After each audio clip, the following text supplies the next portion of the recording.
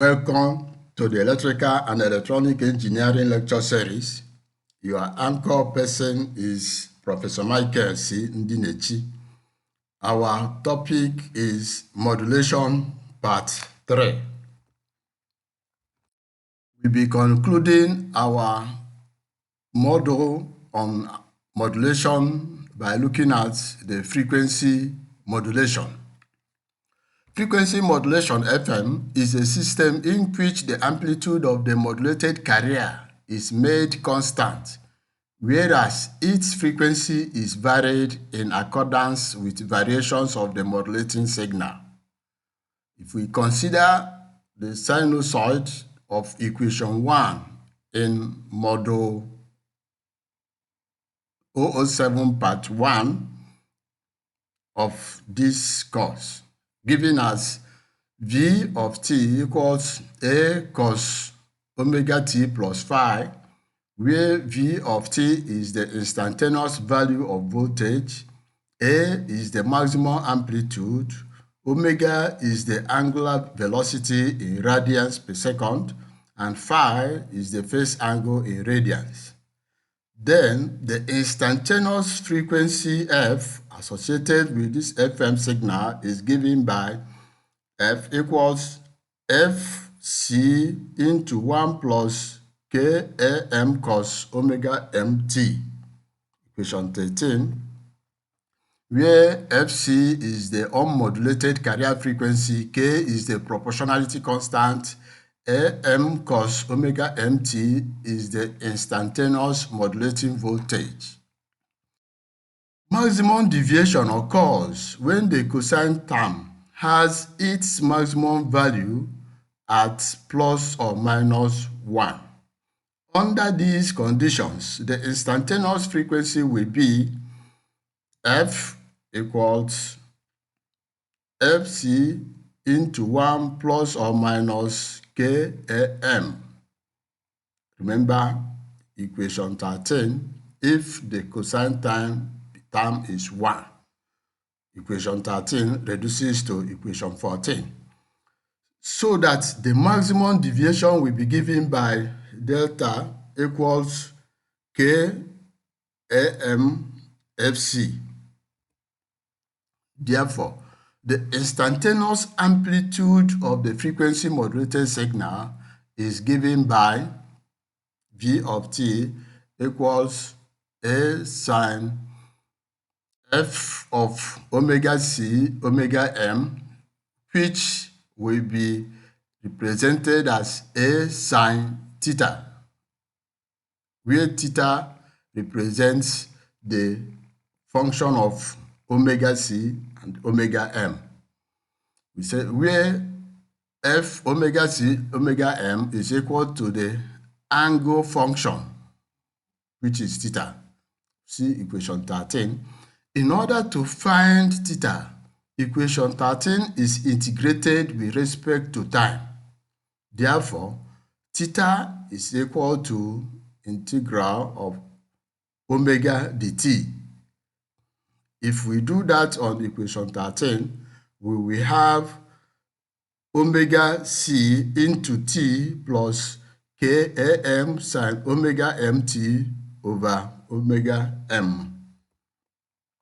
If we continue further simplification, we arrive at equation 17, which is omega ct plus delta over fm sine omega mt. Substituting equation 17 into equation 16 gives us v of t equals a sine into omega ct plus delta over fm sine omega mt. We call that equation 18. If we recall the definition of modulation index m and apply it to the FM system, we will have m to be equal to maximum frequency deviation over modulating frequency. That is delta over fm, equation 19. Therefore, if we continue down, equation 18 becomes v of t equals a sine into omega ct plus m dot sine omega mt. We call it equation 20. So this leads us to the spectrum of the FM signal. Equation 20, as we can see, involves the sign of a sine, and the only solution available to solve such equations is the use of the Bessel function. Bessel function and how it works in mathematics is not for us here, but we'll be using the output of it to do further explanations. So expanding equation 20 gives V of t equals a cos 2 pi f ct cos into m sine 2 pi f mt, or plus a sine 2 pi f ct sine m sine 2 pi f mt. Equation 21, you can see that this equation 21 has cos of cos, sine of sine. So the terms are equivalent to trigonometric series of the nature given in equation 22, which is cos into m sine beta equals j naught m plus 2 into j2m cos 2 beta plus j4 m cos 4 beta, and so on. And the sine is also expanded as in equation 23.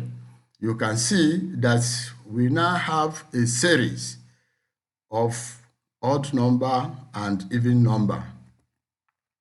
The terms j subscript n of m are known as Bessel functions of order n of the first kind. Rearranging equations 21, 22, and 23 and using the identity of this series j subscript n into m equals minus 1 raised to power n j subscript minus nm. Equation 24, we can conclude Fourier transform of equation 24 gives the spectrum as V of t equals a summation n from minus infinity to plus infinity j n m cos omega ct plus n omega m t. 26. So further expansion of that equation, we see that we have terms with Fc and Fm, that is the carrier frequency and the modulating frequency. This yields a power spectrum given as equation 27. Comments. Unlike amplitude modulation, where there are only 3 frequencies, that is carrier and 2 sidebands, the frequency spectrum has an infinite number of sidebands as well as the carrier. The sidebands are separated from the carrier by FM, 2FM, 3FM, and so on. The J subscript n coefficient decreases as n increases. The sidebands at equal distances from Fc have equal amplitudes so that their distribution is symmetrical about the carrier frequency. This is a plot of J's used to analyze or read out values for FM spectrum. You can see J0, J1, J2, J3, J4, J5, and the values of modulation index MF. So this was gotten from the Electronic Communication System textbook by George Kennedy. Pre and emphasis in FM systems. The effect of noise on an FM signal is determined by the extent to which it changes the frequency of the modulated signal. A signal to a single noise frequency will affect the output of a receiver only if it falls within its pass band.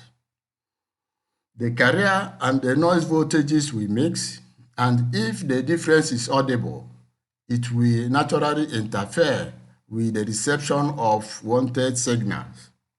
FM systems are inherently immune to random noise. For noise to interfere in FM systems, it will have to modulate the frequency somehow. But noise is distributed uniformly in frequency and varies mostly in amplitude. Hence, minimum interference is picked up in FM receivers. In FM system, the higher frequencies contribute more to the noise than the lower frequencies.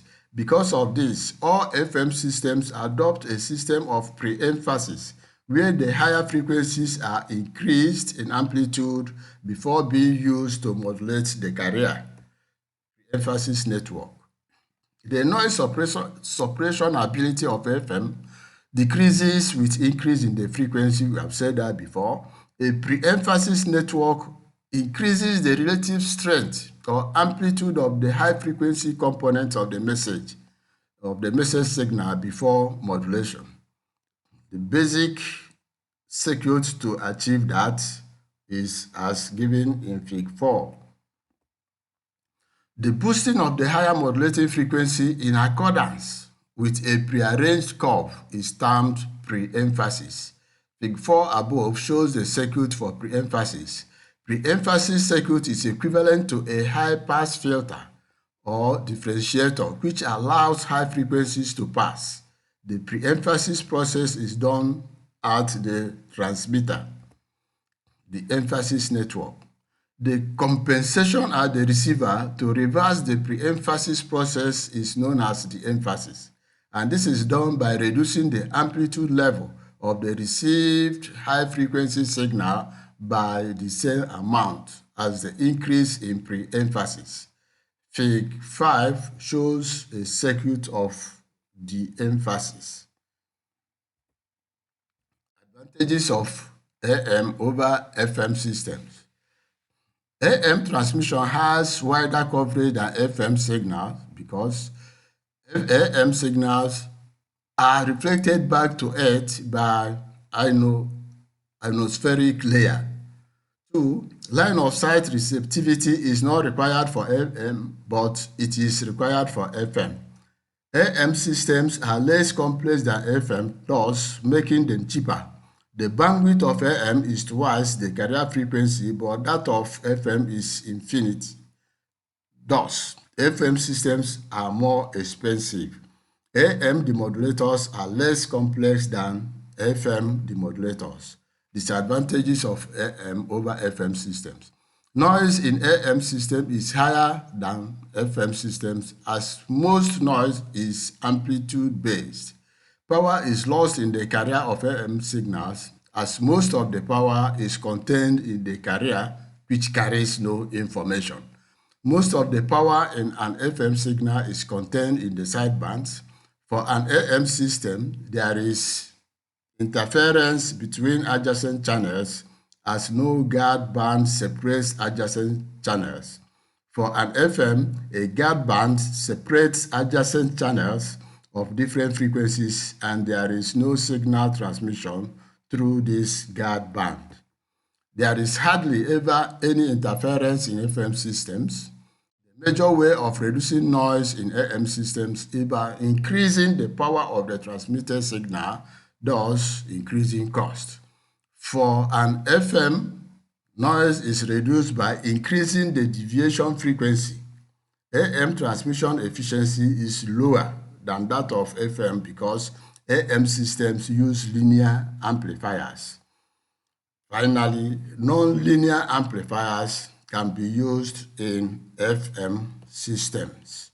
Thank you for listening. Please like, share, and subscribe.